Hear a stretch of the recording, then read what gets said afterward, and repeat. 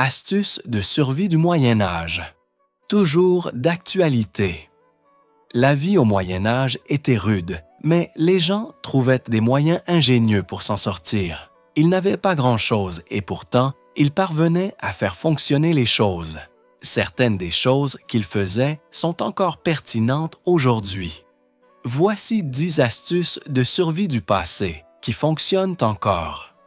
Bien avant l'existence des allumettes, les gens du Moyen Âge maîtrisaient l'art de faire du feu avec des outils simples. La combinaison du silex et de l'acier était le briquet de poche le plus fiable du Moyen Âge. Et cette méthode ancienne fonctionne encore lorsque la technologie moderne fait défaut. Le silex peut ressembler à une pierre ordinaire, mais cette humble pierre fut littéralement l'étincelle qui a maintenu la civilisation en marche. En le frappant contre de l'acier à haute teneur en carbone, le silex détachait de minuscules morceaux d'acier qui brûlaient instantanément dans l'air, créant des étincelles salvatrices. On pourrait dire que les gens du Moyen Âge savaient comment illuminer les réunions sociales des milliers d'années avant l'invention de l'électricité. Ces étincelles avaient besoin de quelque chose pour s'enflammer et grandir. C'est là qu'intervient le tissu carbonisé. Fabriqué en brûlant du tissu avec peu d'air, ce matériau noirci pouvait attraper même la plus petite étincelle. Les gens du Moyen Âge transportaient leur équipement pour allumer le feu dans de petites boîtes en bois, en corne ou en métal. Ces boîtes à feu étaient si précieuses que d'en laisser tomber une provoquerait plus de panique qu'un adolescent perdant son téléphone portable lors d'un concert. Une fois que le tissu carbonisé avait pris une étincelle, il était transféré à de l'amadou, généralement des herbes sèches, des champignons ou des graines de plantes duveteuses. À cette époque, allumer un feu demandait tellement de compétences que ce serait comme le jeu vidéo le plus compliqué d'aujourd'hui, sauf que l'écran de chargement pouvait durer plusieurs minutes frustrantes. Un souffle doux transformerait ce nid incandescent en flamme. Ce qui est surprenant, c'est la fiabilité de cette méthode, même dans des conditions météorologiques terribles. Des fouilles sur des champs de bataille médiévaux ont mis au jour des boîtes à feu serrées dans les mains de soldats tombés, prouvant à quel point cet outil était précieux. Contrairement aux briquets modernes qui tombent en panne de combustible au pire moment, l'allumage de feu médiéval fonctionnait toujours tant que l'on avait les compétences nécessaires. Une fois que les peuples médiévaux ont maîtrisé le feu, ils se sont concentrés sur un autre défi de survie crucial. Comment faire durer plus longtemps les aliments si durement acquis pendant les périodes difficiles et imprévisibles? Alors que les réfrigérateurs étaient encore à des milliers d'années d'être inventés, les gens du Moyen Âge avaient besoin de moyens fiables pour empêcher la viande de se gâter. La conservation par le sel était leur méthode de prédilection, et elle reste efficace même dans notre monde moderne d'électricité et d'appareils électroménagers. La science derrière la conservation par le sel est merveilleusement simple. Lorsque la viande est emballée dans du sel, celui-ci extrait l'humidité par un processus appelé osmose. Sans humidité, les bactéries nocives ne peuvent ni croître ni se multiplier, ce qui signifie que la viande reste comestible pendant des périodes beaucoup plus longues. Les bouchers médiévaux étaient essentiellement les premiers scientifiques de l'alimentation, bien que leurs blouses de laboratoire fussent probablement beaucoup plus tachées de sang. Saviez-vous que le sel était si précieux à l'époque médiévale qu'il était parfois utilisé comme monnaie? Le mot « salaire » vient en fait du latin « salarium », qui désignait l'argent donné aux soldats romains, spécifiquement pour acheter du sel. Les villes ayant accès à des mines de sel ou à la production de sel marin sont devenues de riches centres commerciaux, tandis que celles qui n'avaient pas de source de sel devaient échanger des biens de valeur, juste pour obtenir ce conservateur essentiel. Le processus de conservation exigeait une habileté considérable. D'abord, la viande était coupée en morceaux maniables, en enlevant le plus de graisse possible, car la graisse était plus susceptible de rancir. Ensuite, venait le salage. Pas seulement une légère pulvérisation, mais une couche complète qui couvrait entièrement chaque surface. La viande salée était ensuite emballée hermétiquement dans des barils ou des saloirs, souvent avec des couches supplémentaires de sel entre chaque couche de viande. Pour une conservation encore plus longue, le processus de salage était parfois combiné avec le fumage ou le séchage à l'air.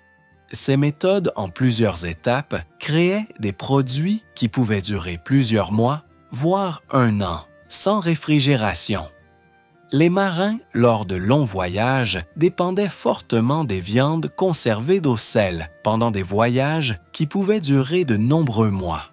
Aujourd'hui, nous utilisons encore le sel pour conserver des aliments délicieux comme le bacon, le prosciutto, le jerky et le porc salé. Les fabricants d'aliments modernes peuvent utiliser des équipements sophistiqués et appeler cela du curing. Mais en réalité, ils ne font que copier le travail des conservateurs médiévaux qui ont découvert ce processus il y a des siècles.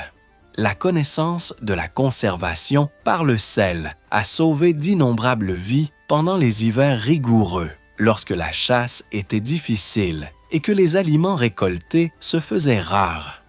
Alors que le feu donnait aux gens du Moyen Âge de la chaleur et la capacité de cuisiner, le sel leur donnait une sécurité contre la faim pendant les périodes de disette. Mais parfois, même les aliments les mieux conservés s'épuisaient, obligeant les gens à chercher leur subsistance ailleurs. La cueillette n'était pas seulement une décision désespérée, c'était une partie routinière de la vie médiévale. Chaque saison offrait différents comestibles sauvages qui ajoutaient une nutrition et une variété cruciale aux régimes alimentaires. Les historiens estiment que dans certaines régions, les plantes cueillies constituaient près d'un tiers du régime alimentaire d'une famille paysanne pendant les mois de printemps et d'été. La connaissance des plantes comestibles était considérée comme une sagesse essentielle, transmise de génération en génération plutôt que par des guides écrits. L'humble pissenlit était peut-être la plante cueillie la plus polyvalente. Bien qu'il soit aujourd'hui considéré comme une nuisance pour la pelouse, chaque partie de cette plante commune est comestible. Les gens du Moyen Âge mangeaient des feuilles en salade de printemps, torréfiaient les racines pour en faire une boisson semblable au café et faisaient même du vin avec les fleurs jaunes vifs. Ils étaient le mouvement original de l'alimentation zéro déchet, alors que les propriétaires de maisons modernes dépensent des millions pour essayer d'éradiquer ce que les gens du Moyen Âge auraient considéré comme une livraison gratuite de provisions. Les orties étaient un autre aliment favori, malgré leur piqûre douloureuse au toucher à main nue. Une fois bouillie, la piqûre disparaît et les feuilles deviennent un légume vert nutritif, riche en fer et en vitamines. Se faire piquer en cueillant des orties était la version médiévale européenne du défi du piment fort. Douloureux, mais ça en valait la peine pour la nourriture. Les fruits et baies sauvages fournissaient une douceur rare dans un monde sans sucre. Mûres, baies de sureau et fraises des bois étaient avidement cueillies pendant les mois d'été. Contrairement aux variétés modernes vendues dans les supermarchés, cultivées pour leur taille et leur durabilité pendant le transport, ces baies sauvages étaient plus petites, mais regorgeaient d'une saveur intense et de nutriments plus élevés. Certaines plantes cueillies avaient une double fonction, servant à la fois de nourriture et de médicaments. Le mouron des oiseaux aidait à traiter les blessures mineures, tout en fournissant un légume vert tendre pour la salade. Les feuilles de plantain pouvaient être appliquées sur les piqûres d'insectes ou consommées comme un légume nutritif. Les jeunes pousses de pin pouvaient être mâchées pour obtenir de la vitamine C et prévenir le scorbut pendant les mois d'hiver, lorsque les légumes frais n'étaient pas disponibles. Lorsque les paysans médiévaux cherchaient de la nourriture, ils ne faisaient pas que cueillir. Ils pratiquaient un système avancé de connaissances botaniques qui assurait leur survie pendant les famines. Bien que leur viande conservée leur permit de survivre à l'hiver, ce sont souvent ces plantes cueillies qui prévenaient les carences nutritionnelles qui auraient autrement pu être courantes.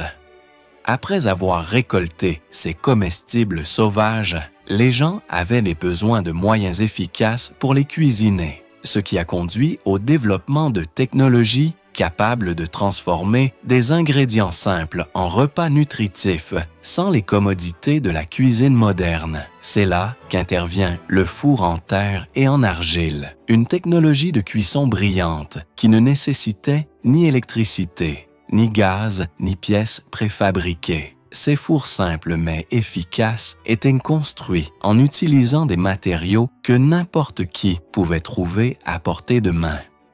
Les fours en terre étaient construits à partir d'un mélange de boue, de paille et d'argile, façonnés en forme de dôme avec une seule ouverture à l'avant. Le processus de construction commençait par la création d'un monticule de sable de la forme désirée, puis le mélange d'argile était placé par-dessus. Une fois que l'argile avait légèrement durci, le sable était retiré, laissant la chambre creuse du four. Les propriétés thermiques de ces fours les rendaient incroyablement efficaces. Les épaisses parois d'argile absorbaient la chaleur d'un feu allumé à l'intérieur, puis la libéraient lentement pendant plusieurs heures. Cela signifiait que les boulangers médiévaux pouvaient allumer le four avec du bois jusqu'à ce qu'il atteigne la température maximale, balayer les braises et les cendres, puis cuire plusieurs fournées de pain sans combustible supplémentaire. Ces fours étaient les premiers appareils de cuisson lente, à la différence qu'il n'était pas nécessaire de lire un manuel d'instruction de 50 pages, ni de se débattre avec des réglages numériques confus pour les faire fonctionner. Ces fours en terre n'étaient pas seulement pour le pain. Ils pouvaient cuire des repas entiers, des ragoûts au rôti, et même conserver les fruits en les séchant lentement avec la chaleur résiduelle. De nombreuses familles désignaient un jour de la semaine comme jour de cuisson, où le four était chauffé à sa température la plus élevée. Ils cuisaient d'abord le pain, puis des tartes ou des gâteaux pendant que le four refroidissait légèrement, suivi de la cuisson lente de viande ou de haricots. Le design variait selon les régions. En Europe du Nord, les fours étaient souvent construits sur le côté du foyer central de la maison. Les versions méditerranéennes étaient fréquemment des structures indépendantes dans des cours ou des zones communes. Dans certains villages, les familles partageaient un four communautaire plus grand et apportaient leur pâte à cuire les jours assignés. Les gens du Moyen Âge n'avaient pas d'application de livraison de plats à emporter lorsque la faim frappait, mais leur four en terre assurait un flux de repas chauds avec une fiabilité remarquable.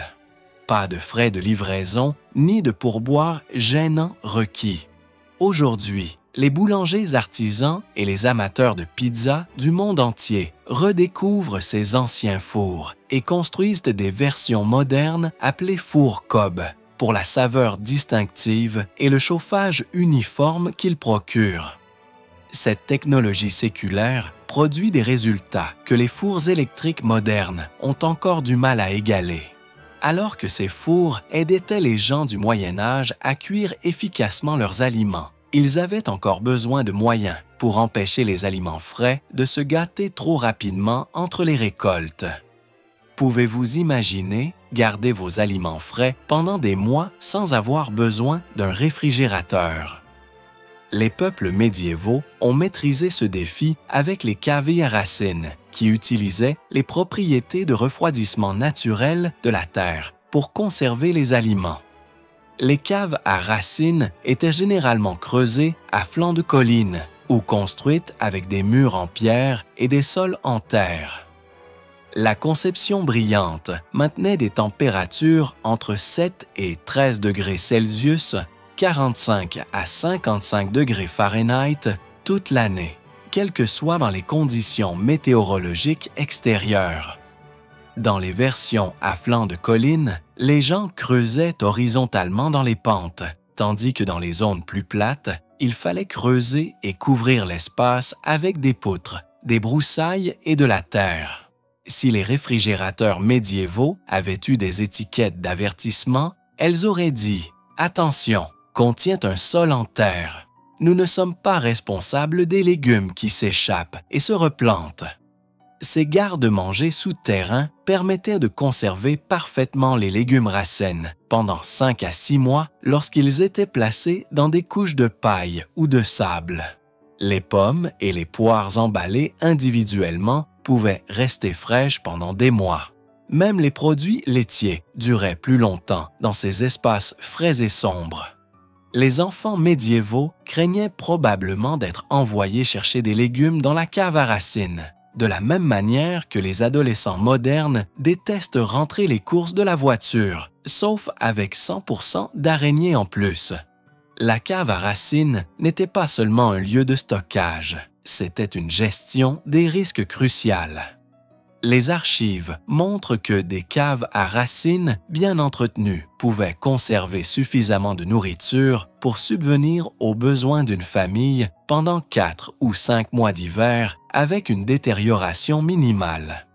Aujourd'hui, les amateurs de vie autonome et de vie durable redécouvrent cette ancienne technique, prouvant que parfois, les anciennes méthodes restent les meilleures solutions.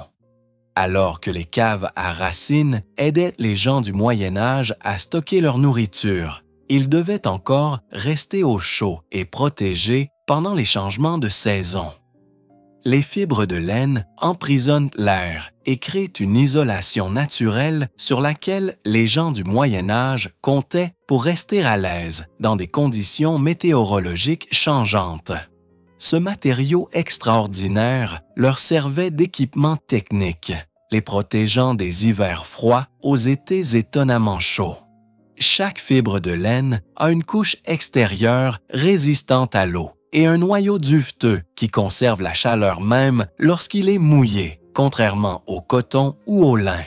Pour les gens du Moyen Âge qui travaillaient à l'extérieur dans des conditions météorologiques imprévisibles, ce n'était pas seulement une question de confort, mais de survie. Les bergers médiévaux passaient souvent des semaines dans des pâturages reculés, protégés de la pluie et du froid, uniquement par des vêtements en laine. Leur cape repoussait une pluie légère, tout en permettant à la chaleur corporelle de s'échapper pendant l'activité, fonctionnant comme les coûteux équipements de plein air d'aujourd'hui. En été, les tissus de laine à tissage plus lâches permettaient à l'air de circuler tout en évacuant la sueur du corps. Les forgerons médiévaux n'avaient pas de t-shirt de sport évacuant l'humidité avec des noms de marques tape à l'œil, mais leur tunique de laine faisait le même travail des siècles avant que les entreprises sportives ne commencent à facturer des prix élevés pour cette technologie. La durabilité de la laine était cruciale lorsque les vêtements représentaient un investissement important. Un vêtement en laine bien fait pouvait durer des années, voire des décennies, avec un entretien approprié. Des parures royales aux vêtements de travail paysan, la laine constituait l'épine dorsale de la garde-robe médiévale de toutes les classes sociales. Alors que les vêtements aidaient à se protéger des éléments, l'ingéniosité médiévale s'étendait bien au-delà de ce que les gens portaient. Ils ont également développé des solutions créatives à des problèmes que nous rencontrons encore aujourd'hui dans des contextes complètement différents. La construction d'abris médiévaux révèle l'une des techniques de construction les plus ingénieuses de l'histoire, le torchis, wattle and daub. Cette méthode de construction permettait aux gens de créer des murs solides pour les maisons en utilisant uniquement des matériaux qu'ils pouvaient collecter dans leur environnement immédiat. La partie clayonnage, wattle, fait référence à un treillis tissé de fines branches. Pensez-y comme si vous fabriquiez un panier géant en forme de mur. Les constructeurs médiévaux commençaient par planter des poteaux en bois robustes dans le sol pour créer un cadre. Entre ces poteaux, des branches flexibles, généralement des rejets de noisetier, de saule ou de chêne, étaient tissées horizontalement à travers des piquets verticaux, créant une structure en treillis qui servait de squelette au mur. Maintenant, pour le bauge, daube, un mélange collant est utilisé pour enduire les deux côtés de la structure de clayonnage. Ce mélange contient généralement de la terre, de l'argile, de la paille, du fumier animal, de la chaux et du sable dans diverses combinaisons selon la disponibilité locale. Les ouvriers du bâtiment médiévaux mélangeaient de la boue et des excréments bien avant que les enfants modernes ne découvrent ce passe-temps divertissant. Appliquer le torchis était un travail difficile, mais il ne nécessitait pas d'outils spéciaux, juste des mains, une taloche ou une truelle en bois pour lisser la surface. Le mélange était pressé dans la structure de clayonnage des deux côtés jusqu'à ce qu'il remplisse complètement les espaces. Une fois sèches, les parois étaient souvent badigeonnées à la chaux pour améliorer la résistance aux intempéries et éclaircir l'intérieur. Les maisons en torchis étaient étonnamment confortables. Les murs offraient une bonne isolation contre la chaleur et le froid et agissaient comme une masse thermique qui stabilisait les températures intérieures. La nature respirante des matériaux aidait également à réguler l'humidité à l'intérieur de la maison. Une structure bien entretenue pouvait durer entre 50 et 100 ans avant de nécessiter des réparations majeures. Contrairement à la construction moderne, où des permis coûteux sont nécessaires, les familles médiévales pouvaient construire une extension de leur maison en utilisant littéralement des bâtons et de la boue. Leur réunion de syndics de copropriété était probablement aussi beaucoup plus détendue. L'un des plus grands avantages était l'accessibilité. Pratiquement n'importe quelle famille pouvait construire ou réparer sa propre maison sans outils spécialisés ni matériaux coûteux. Cette autosuffisance était cruciale lorsque les constructeurs professionnels étaient rares et que le transport de matériaux lourds était difficile. Les archives villageoises suggèrent que les voisins se réunissaient souvent pour des journées de construction de murs, s'entraidant pour construire ou réparer des maisons dans un effort communautaire. La technique du torchis ne se limitait pas aux simples maisons paysannes. Elle était utilisée pour les murs intérieurs et les structures plus grandes, y compris les châteaux et les manoirs, ce qui prouve sa polyvalence et son efficacité. Encore aujourd'hui, les éco-constructeurs redécouvrent cette ancienne technique pour des projets de logement durable. Les matériaux sont biodégradables, d'origine locale et ont un impact environnemental minimal, des attributs qui s'alignent parfaitement avec les objectifs de la construction écologique contemporaine. Alors que les peuples médiévaux maîtrisaient la construction d'abris avec des matériaux simples, ils ont également développé une capacité impressionnante à prédire les changements dans leur environnement sans technologie moderne. Avant l'existence des applications météorologiques ou des prévisions télévisées, les gens du Moyen Âge se fiaient à la lecture des signes naturels pour prédire les changements climatiques. Cette compétence cruciale les aidait à décider quand planter les cultures, voyager en toute sécurité ou se préparer aux tempêtes. Grâce à des générations d'observations, ils ont développé un système impressionnant de prévisions météorologiques basé sur les nuages, le comportement animal et d'autres indicateurs naturels. Les types de nuages étaient observés. Des nuages bas et épais signifiaient souvent de la pluie, tandis que des nuages hauts et fins signifiaient normalement que le beau temps continuerait. Un ciel pommelé, des nuages qui ressemblaient à des écailles de poisson, indiquaient généralement de la pluie dans les 24 heures suivantes. Alors que les météorologues modernes utilisent des satellites de plusieurs millions de dollars pour prédire 40% de chances de pluie, Les gens du Moyen Âge pouvaient regarder l'horizon ouest et faire des plans avec une précision surprenante. Le comportement des animaux changeait avant les tempêtes. Les oiseaux volant bas indiquaient souvent l'approche de la pluie, car ils évitaient la basse pression atmosphérique. Les vaches restant couchées dans les champs plus longtemps que d'habitude pouvaient indiquer l'arrivée de la pluie.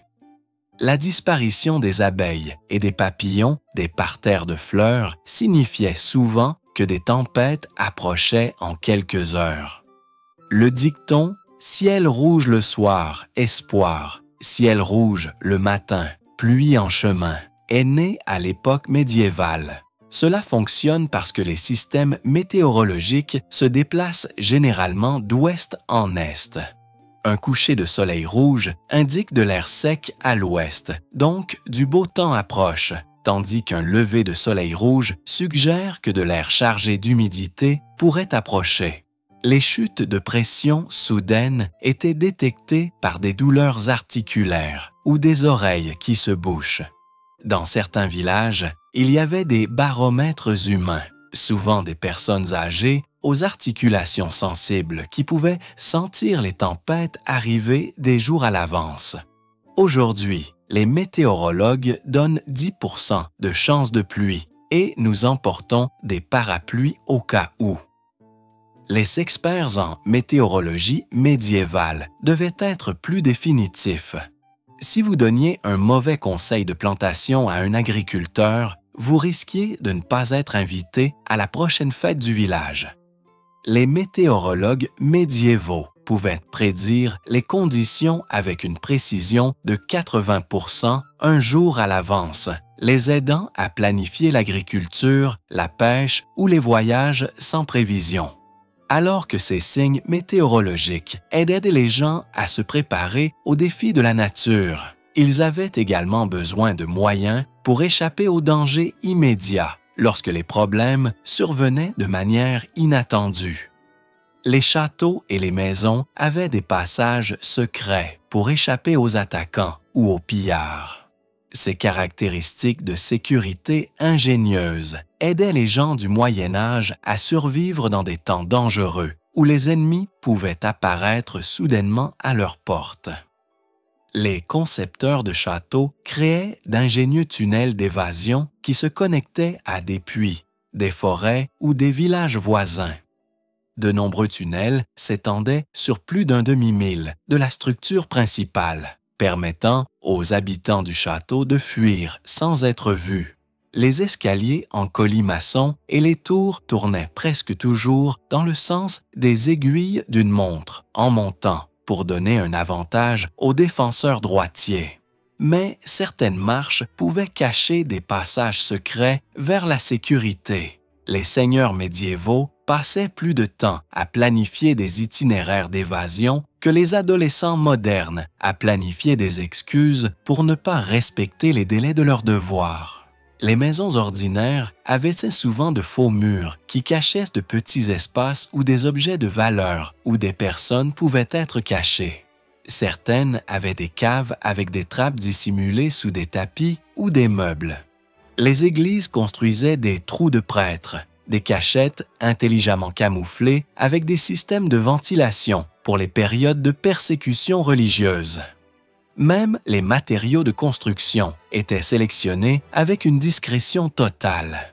Des panneaux de bois pouvaient être conçus pour paraître solides, mais en réalité, ils glissaient ou pivotaient pour révéler des ouvertures.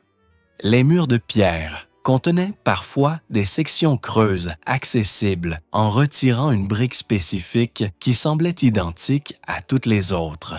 Le niveau de savoir-faire était remarquable, avec certaines portes cachées si parfaitement ajustées qu'elles sont restées non découvertes pendant des siècles, jusqu'à ce que des rénovations modernes les révèlent.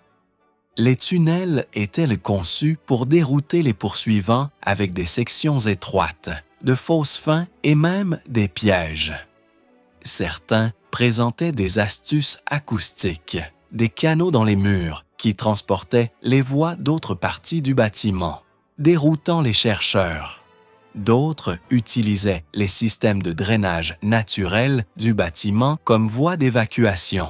Bien que ce ne fussent pas les stratégies de sortie les plus agréables, les concepteurs de tunnels d'évasion médiévaux étaient les fournisseurs de services d'abonnement originaux.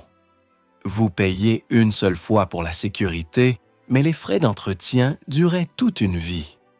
La connaissance de ces itinéraires était soigneusement gardée et transmise oralement, non écrite, là où les ennemis pourraient la découvrir.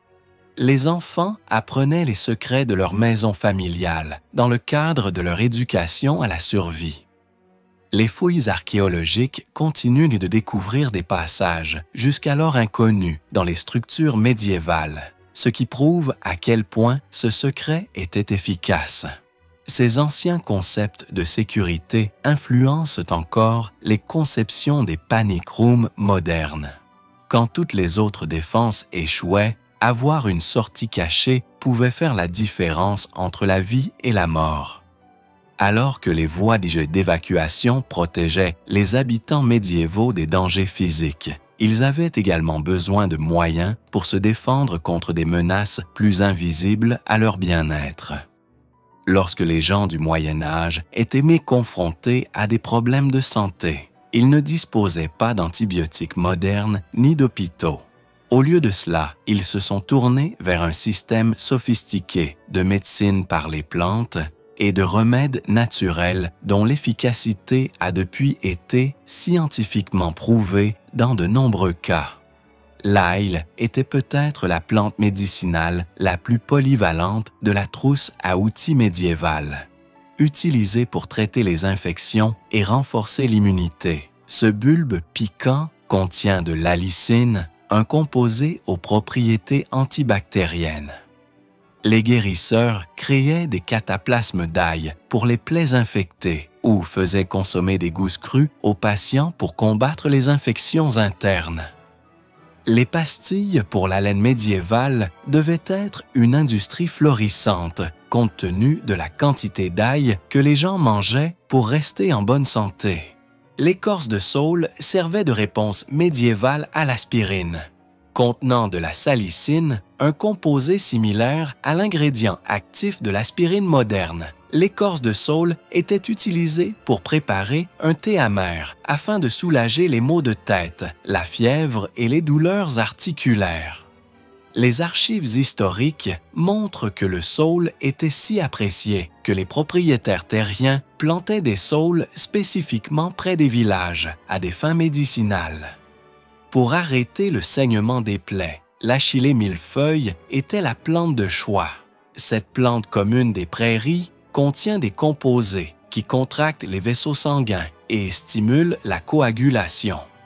Les médecins de champs de bataille médiévaux transportaient de l'achillée millefeuille séchée pour la presser directement sur les plaies, ce qui lui a valu le surnom de herbe aux soldats dans de nombreuses langues européennes. La camomille et la menthe traitaient les problèmes digestifs et les troubles du sommeil. Ces herbes douces étaient préparées en tisane et données à tout le monde, des bébés souffrant de coliques aux personnes âgées souffrant d'insomnie. Les médecins médiévaux n'avaient peut-être pas de diplômes médicaux luxueux accrochés à leur mur, mais ils savaient quelles plantes pouvaient apaiser à la fois l'estomac et l'esprit. Aucune assurance sur ordonnance n'était requise. Pour les lésions cutanées, des cataplasmes à base de plantes étaient appliqués directement sur les plaies. Ces mélanges combinaient souvent des plantes antimicrobiennes comme le thym ou la sauge avec des agents liants comme le pin ou l'argile, créant un environnement hostile aux bactéries tout en absorbant les exsudats de la plaie. Les herboristes médiévaux ne se fiaient pas seulement à l'intuition. Ils documentaient soigneusement leurs découvertes. La connaissance des herbes était transmise à la fois oralement et par le biais de manuels simples. Les bibliothèques des monastères contenaient souvent des manuscrits médicaux, détaillés illustrés de guides d'identification des plantes. Certains de ces ingrédients sont encore utilisés dans la médecine naturelle moderne. L'Organisation mondiale de la santé estime qu'environ 25% des produits pharmaceutiques modernes proviennent directement de remèdes à base de plantes documentées pour la première fois à l'époque médiévale. Ces 10 techniques de survie médiévale, de l'allumage du feu à la guérison par les plantes, démontrent l'ingéniosité remarquable et la sagesse pratique de nos ancêtres. Des compétences qui restent précieuses même dans notre environnement technologique moderne.